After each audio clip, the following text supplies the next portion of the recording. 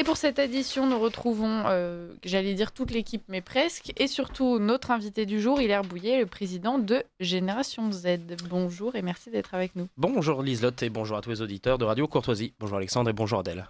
On vous a invité aujourd'hui pour parler de ces actes antichrétiens et dernièrement dans la presse, ce qu'on entendait plutôt, c'était tous les sujets qui se rapprochent plutôt de l'islamophobie. Alors peut-être déjà commencer par vous poser une question. Quel est votre avis sur cette fameuse islamophobie qui serait courante en France, presque systémique? C'est un mot qu'on aime bien, qu'on entend souvent dans la presse. Comment vous vous positionnez là-dessus? Effectivement, j'ai entendu parler un peu d'islamophobie systémique. Moi, ce que j'aimerais quand même rappeler, c'est que quand on a eu ce qui s'est passé avec un fou qui n'aurait pas dû être là en France, qui assassine dans une mosquée une autre personne qui n'aurait pas dû être là en France, on a les larmes de crocodile de Jean-Luc Mélenchon et on a une grande manifestation contre l'islamophobie et un grand émoi partout en France. On peut évidemment s'émouvoir d'un meurtre comme de tous les meurtres. Mais de là à parler d'islamophobie, d'islamophobie systémique, je pense qu'on va quand même un peu trop loin. Et je pense que en parlant de cette islamophobie, en voyant toute cette classe politique de gauche et d'extrême gauche qui se lève, j'allais dire, comme un seul homme après ce meurtre, qui est évidemment condamnable, même si je rappelle que les deux personnes n'auraient pas dû être là et que ce meurtre n'aurait jamais dû arriver et se produire. Quand on a des actes antichrétiens et qui sont réguliers, il y a des chiffres qui tombent régulièrement, on n'a pas de manifestation, le pays ne s'arrête pas de vivre, les horloges ne s'arrêtent pas de tourner quand on a les actes antichrétiens, quand on a peut-être des fous, peut-être des déséquilibrés, mais aussi en fait des islamistes qui s'en prennent à nos prêtres, qui s'en prennent à nos églises, qui incendient nos églises, qui s'en prennent à des hôtels, qui s'en prennent à des tabernacles, qui s'en prennent à la communauté catholique durant les messes. On a un prêtre qui s'est fait gifler un vendredi saint, de cette année. On a un homme qui, à la messe de Noël, s'est mis cul nu, effectivement cul nu, en criant Allahu Akbar pendant la messe. Là, on n'entend pas toute cette gauche et même toute cette classe politique de manière générale s'émouvoir tout autant. Donc que des gens s'en prennent à des musulmans, je le condamne évidemment, qu'ils s'en prennent physiquement ou verbalement, mais j'aimerais entendre la même condamnation de la part du reste de la classe politique pour tous ces actes antichrétiens qui arrivent de plus en plus régulièrement et de plus en plus souvent sur notre sol.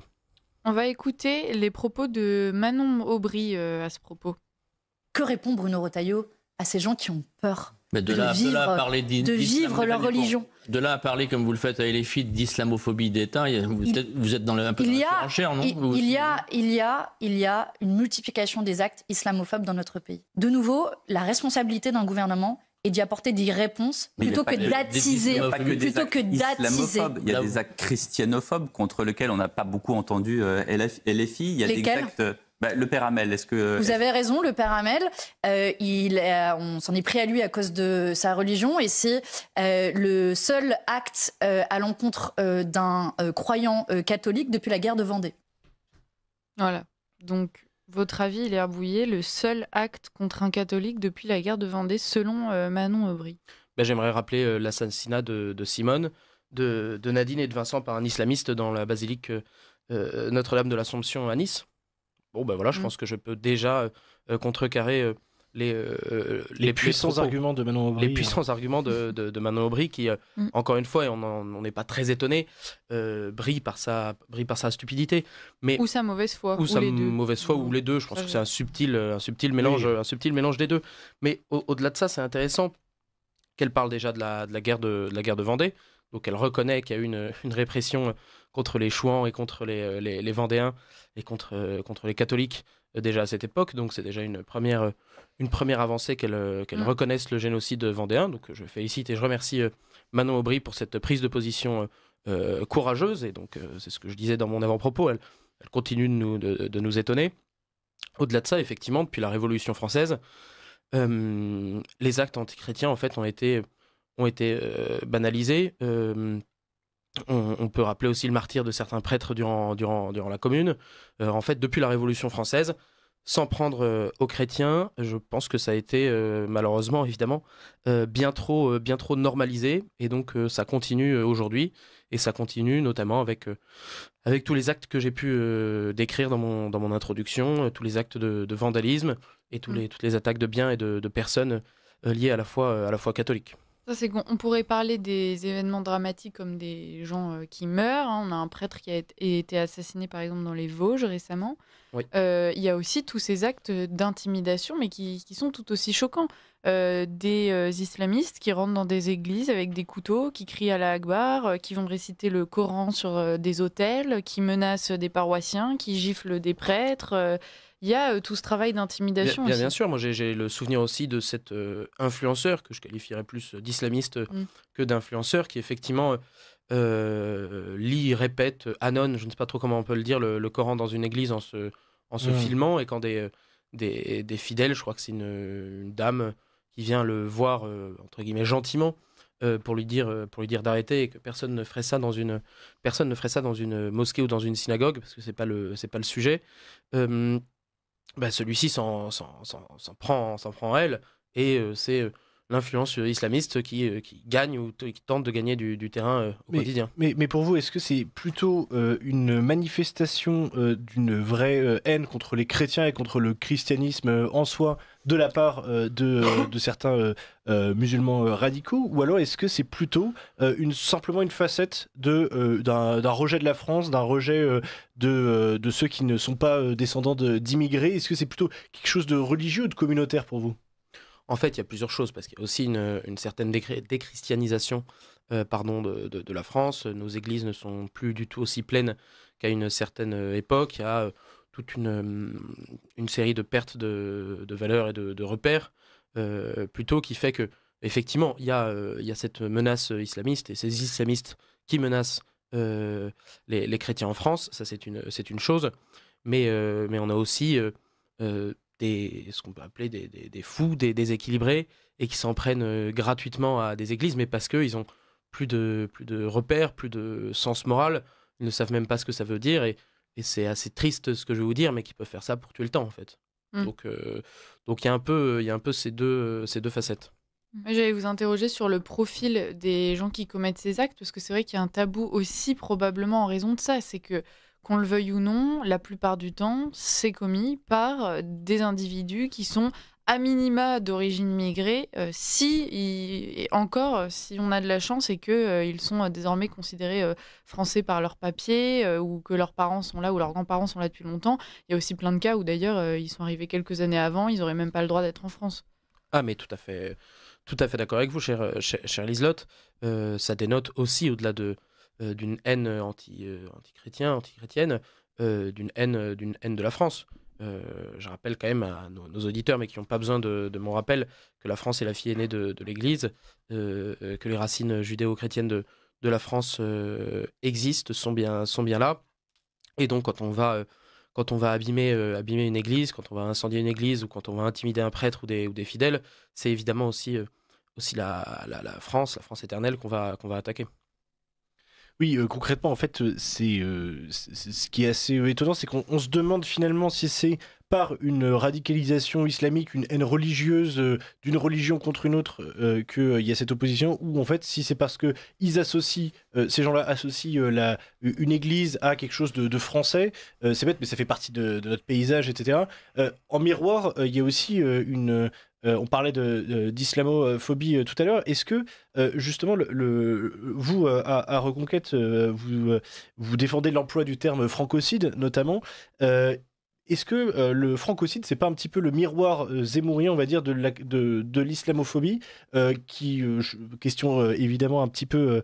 je me fais l'avocat du diable, mais est-ce que c'est pas finalement le miroir qui permet en fait de mettre un terme sur un phénomène global, mais on ne sait pas vraiment si l'Église, est-ce que des gens sont vraiment tués parce qu'ils sont français? Est-ce que c'est toujours un peu la même question Alors par rapport au terme francocide qu'a inventé Éric Zemmour, et qui est poussé par Éric Zemmour, et qui commence à entrer dans la société, parce que la guerre des mots est très importante dans le combat idéologique qu'on mène. Évidemment, je souscris à 100% à ce terme, et évidemment que des gens en France sont tués au cri de sale français, sale blanc, et évidemment qu'aujourd'hui en France, pour faire le parallèle avec le thème de notre émission ce matin, des Français, ou pas d'ailleurs, sont agressés au terme de sale chrétien ou sale couffard. Donc, oui. Je pense qu'en France, aujourd'hui, il y a des gens qui sont tués ou agressés parce que blancs ou parce que français.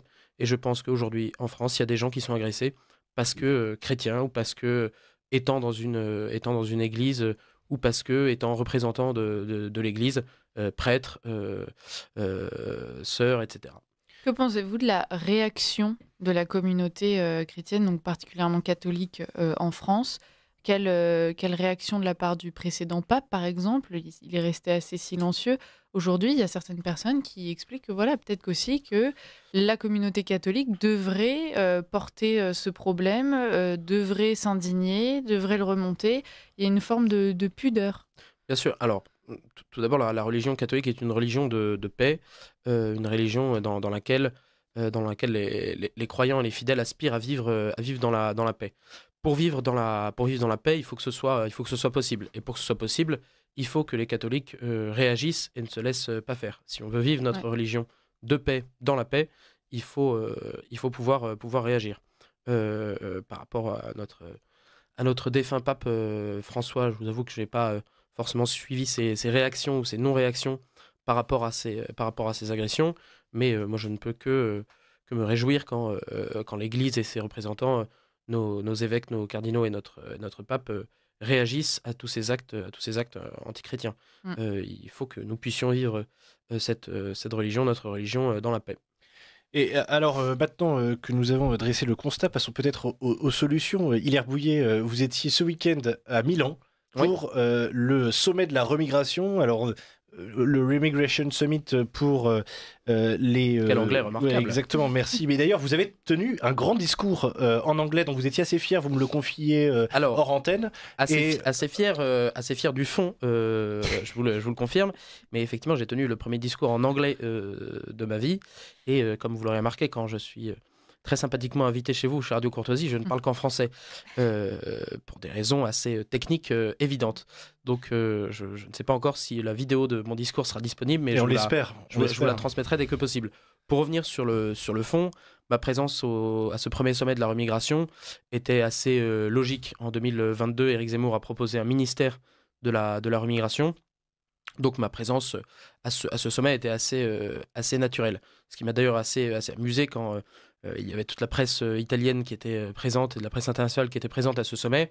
Et quand ils m'ont interrogé, que j'ai à peu près réussi à leur répondre en anglais, c'est pareil, on a parlé les extraits, tant mieux, ils m'ont demandé si le terme me choquait, si ce sommet me choquait. Et donc c'est vrai que j'ai eu assez peu de mal à leur répondre et leur dire que un violeur étranger, remigration, voilà, oui, j'ai un peu du mal à le dire, qu'un criminel étranger, remigration, qu'un délinquant étranger, remigration. J'ai aucun problème à le dire. Et en fait, pour revenir sur ce terme de remigration qui peut parfois faire polémique, les polémiques sont assez vaines. Une OQTF, c'est une remigration. Donc, on a reçu tout à l'heure Emmanuel Brisson qui nous expliquait donc que chez les Républicains, ils refusent la démagogie et que ça comprend faire la lumière sur cette fameuse rémigration. Alors eux expliquent que déjà, non seulement l'immigration zéro, l'immigration zéro, ce n'est pas possible. Et alors la rémigration, n'en parlons pas. Vous êtes partisan de la rémigration. Est-ce que vous pourriez... Je vais vous répondre. L'immigration zéro est souhaitable. Et en tout cas, se donner comme objectif l'immigration zéro, ça permet de tendre vers cet objectif. Donc déjà, donnons-nous des objectifs ambitieux si on veut atteindre déjà une baisse de l'immigration et une baisse des flux. Par rapport à la remigration, c'est pas de la démagogie que de mettre des termes. Emmanuel Brisson, qui par ailleurs est d'ailleurs très sympathique, là n'est pas le sujet. Son patron, Bruno Retailleau, se bat tous les jours pour faire augmenter d'un petit pourcentage le nombre d'obligations de quitter le territoire français appliquées.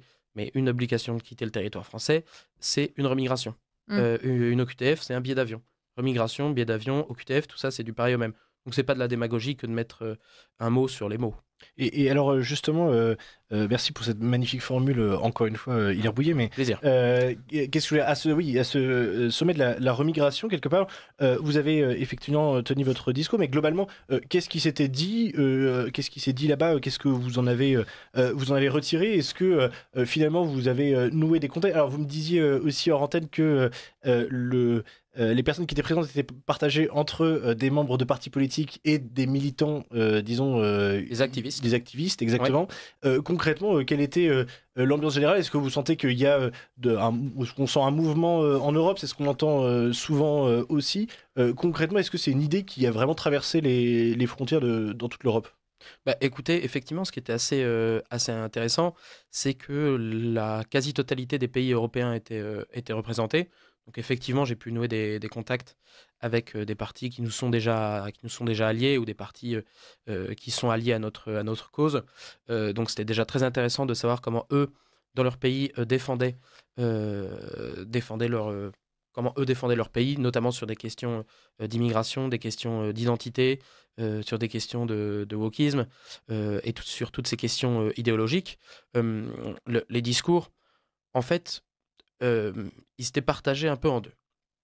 Porteur d'espoir, parce que je pense qu'il y a un vrai vent qui se lève en Europe et qui nous pousse dans le dos, qui va en faveur de nos sujets. Et après, comment dire, il y a certains discours qui rappelaient les atrocités commises par des étrangers dans leur pays. J'ai un discours d'un représentant de parti anglais, un discours qui a été un peu long. Là n'est pas le sujet, où j'avais l'impression que c'était la lecture d'une revue de presse de F. de Souche, mais côté britannique. Donc avec certaines choses qui glaçaient un peu le sang. On pense à l'affaire des grooming gangs, par exemple, qui a quand même beaucoup... Notamment, donc ces discours nous ont montré vraiment deux choses. Un constat européen, où en fait ce qui se passe en France, malheureusement, se passe aussi dans beaucoup d'autres pays européens. Mais on avait par exemple un discours d'un représentant de la Chega au Portugal. Chega qui est arrivé d'ailleurs troisième à très peu de choses près aux élections. Il a fait une percée majeure. Exactement. Quand même. Et c'était samedi, c'était la veille de leurs élections. Donc le lendemain de ce sommet, le lendemain au soir, bonne nouvelle. Donc oui, j'en ressors avec évidemment beaucoup de contacts à travers toute l'Europe. Un constat malheureusement assez glaçant sur la situation dans beaucoup de pays européens et un certain espoir parce que nos idées se lèvent. Et pour revenir sur le fond de ce sommet, un sommet de la remigration, c'était le premier sommet qui se tenait de ce genre. Et je peux vous annoncer une chose, même si c'est sûrement pas à moi de le faire, le sommet 2026 se prépare déjà et je pense qu'il y aura encore plus de partis représentés et encore plus de monde présent. Toujours à Milan, il y a la volonté, vous n'avez peut-être pas la réponse. Non, j'ai pas la ville. C'est vrai que Milan, je pense que c'était un lieu assez central, aussi.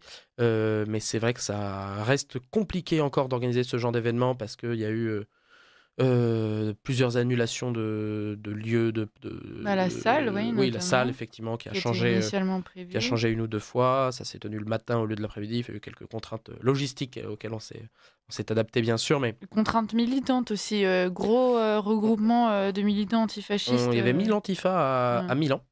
Dont 500 antifas allemands. Donc déjà, première nouvelle, les antifas aiment beaucoup faire du tourisme et j'espère qu'ils ont eu le temps de visiter El Duomo.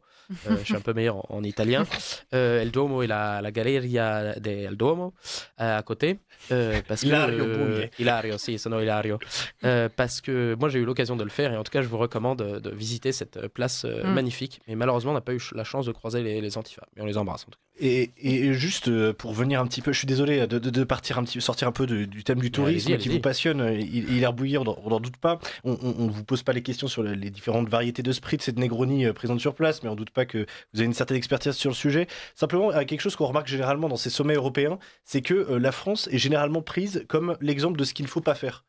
C'est-à-dire qu'en fait, pour en avoir fait quelques-uns moi-même, j'entends récemment que, en fait, c'est notamment les Polonais qui me disaient ça quand j'étais à Bucarest l'autre jour, on n'a pas envie que notre pays ressemble à la France, on n'a pas, même Georges Simeone qui disait, pas envie que Bucarest devienne comme Paris. Est-ce qu'il n'y a pas quelque chose d'assez déprimant, inquiétant, et qu'est-ce que vous répondez finalement à ces gens-là? Est-ce que vous leur dites, bah oui, tout est terrible en France, effectivement, et on est le contre-exemple, ou alors est-ce que vous leur dites, mais non, il y a quand même quelque chose, on a encore des choses bien, on a encore de l'espoir, enfin, comment vous vous positionnez là-dessus?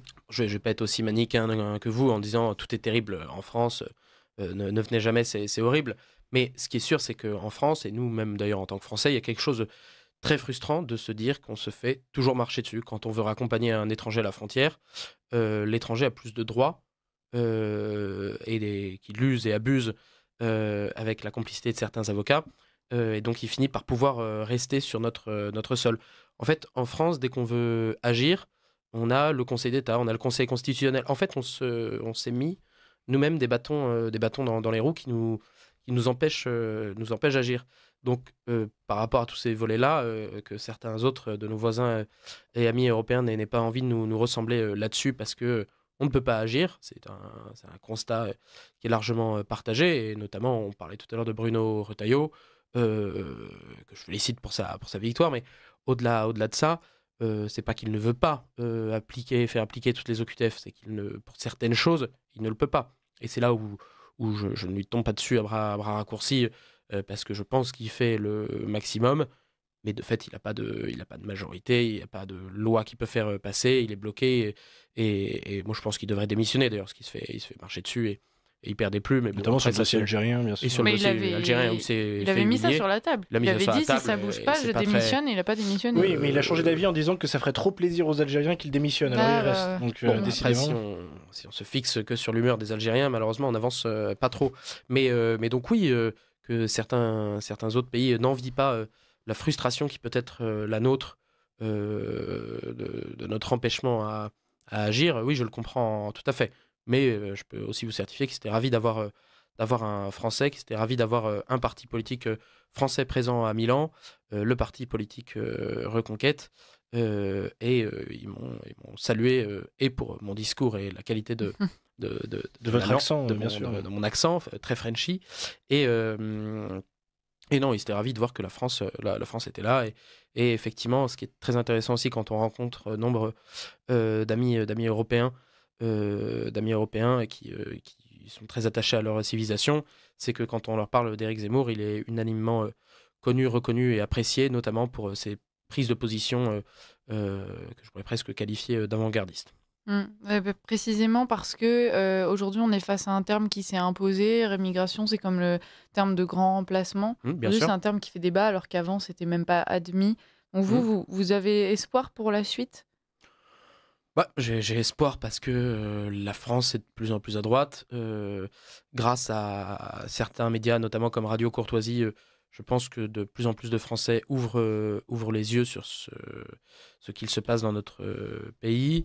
Je pense qu'avec des partis comme Reconquête, des mouvements jeunes comme Génération Zemmour, nos actions, nos prises de position font ouvrir les yeux aux gens. On le voit dans les sondages qu'une majorité de Français est contre l'immigration, et donc une majorité de Français est pour l'application des obligations de quitter le territoire français, donc une majorité de Français est pour la remigration.